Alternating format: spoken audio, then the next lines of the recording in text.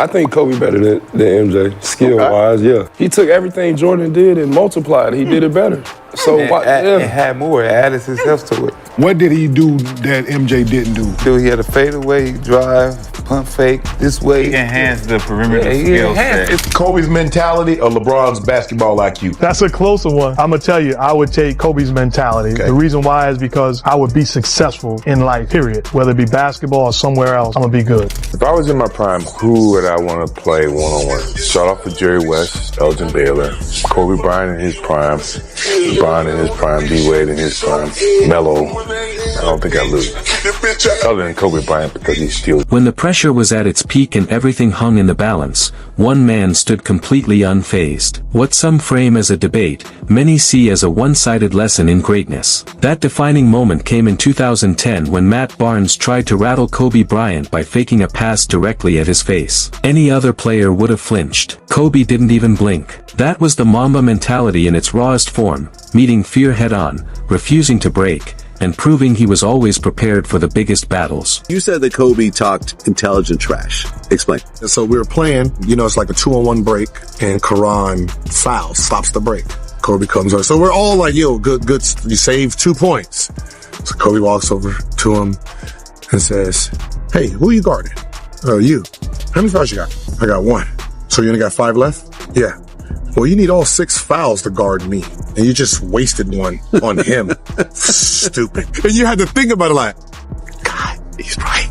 And that's the stuff he said. He makes you think about the things you did. You might as well just let the 2 points go because you sitting on the bench, I'm going to get 10, 12 points because you're on the bench because that. Barnes himself later admitted the difference. In his eyes, LeBron James gets overlooked at times because his game resembles Magic Johnson more than Michael Jordan. LeBron is unselfish, always making the right play, always thinking team first. But Kobe Bryant, and Jordan before him, operated differently. They weren't just competitors.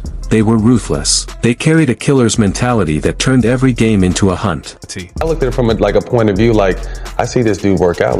People don't play. He looks like Michael Jordan out there. I would see he would come in after our UCLA practice. I remember one time you had broke your right hand and you came up to UCLA and did a whole workout left-handed like you were a left-handed player. Yeah. And I was just like... That's the line between being called a legend and being remembered as an assassin. LeBron thrives in a system. Steph Curry shines when surrounded by motion and spacing. But Kobe was the system. When Phil Jackson's triangle offense stalled, when a play collapsed and chaos erupted, that's when Kobe came alive. His eyes locked in like a predator. He didn't need a screen. He didn't need space. He just needed the ball and someone foolish enough to stand in his way. Getting ready to play San Antonio, Kobe had struggled the game before. During pregame film, Kobe would be dribbling the basketball while the film was going on. PJ, he was like, shh, Michael, put the ball down. And everything just clicked. Then we ended up beating San Antonio to go. The stats confirm what the eye test always showed. Kobe recorded 25 games of 50 or more points. LeBron has 14. Steph Curry sits at 10. When Kobe had the ball in the fourth quarter, defenders didn't just guard him. They braced for impact. The fear wasn't about losing. It was about becoming a permanent highlight victim, etched into Mamba history.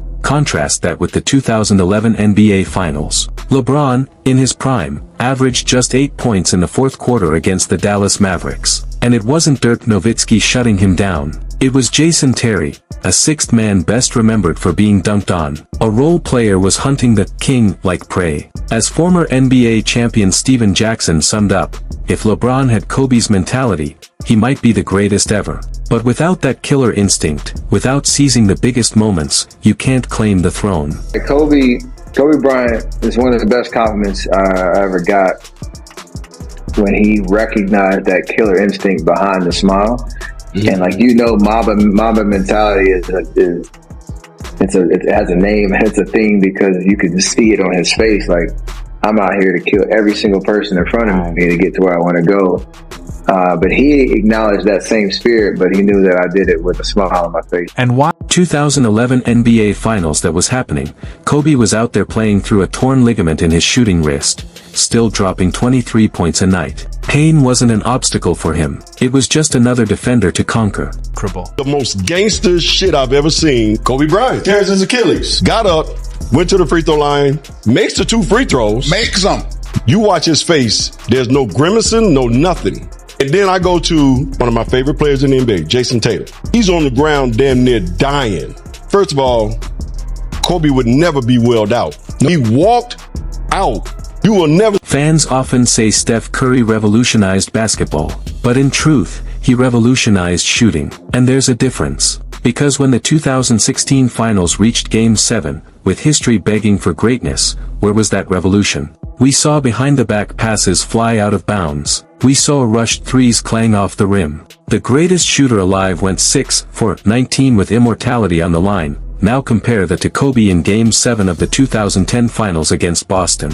He shot an abysmal 6 for 24, but he never disappeared. Instead, he snatched 15 rebounds, defended with fury, and willed his team to victory. Because true assassins don't need perfect aim. They just need the will to keep firing until the job is done. So like seeing that last game.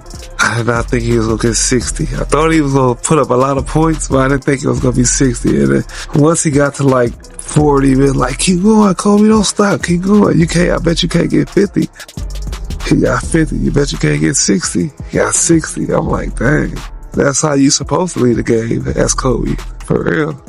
He cried a little bit in the locker room. Oh, he did? Yeah. Then we like celebrated. Everybody had champagne, poured champagne on him and all that. It was sad, because it's like, it's Kobe Bryant, As Gilbert Arenas put it, Steph's greatness comes from a skill you can practice. Kobe's killer instinct, you're born with it, or you leave the game without it. Bryant had to do a bunch of moves. Counters. The reason niggas like us didn't have counters, because our first move couldn't be stopped. No, whoa, I let you talk. My first move against Kobe, lunch meat. I didn't have no counters because you couldn't stop the first move because I was faster than you. Kobe had to do moves because Kobe wasn't physically gifted enough to get by the person the first time. He wasn't physically gifted. Whoa! Walk out.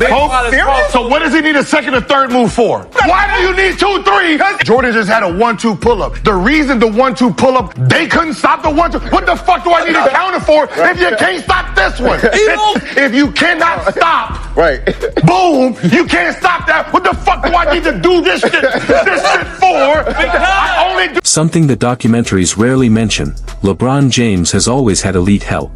Dwayne Wade, a finals MVP and 3-time champion. Chris Bosh, an 11-time All-Star. Kyrie Irving, the man who hit the shot that saved LeBron's legacy. Anthony Davis, one of the NBA's top 75 players. Kevin Love, a champion and former All-Star. Now look at Kobe's legendary 81-point game. His supporting cast. Smush Parker, out of the league 2 years later. Kwame Brown, considered one of the worst #1 picks in NBA history. Chris Mim, forgettable. Brian Cook, barely a rotation player. Kobe did the impossible surrounded by teammates who wouldn't sniff today's G League. Meanwhile, 3 of LeBron's 4 championships came with carefully engineered super teams. Kobe, the moment he finally got one legitimate All-Star beside him, Pau Gasol, he marched to 3 straight finals and claimed 2 titles. No collusion. No Big 3. Just pure violence. Even Mark Jackson, when asked if he'd rather have Kobe's mentality or LeBron's IQ, answered instantly, Kobe's mentality. That would make me successful in life, period. That's it for today's video. Like and subscribe, and stay tuned for more.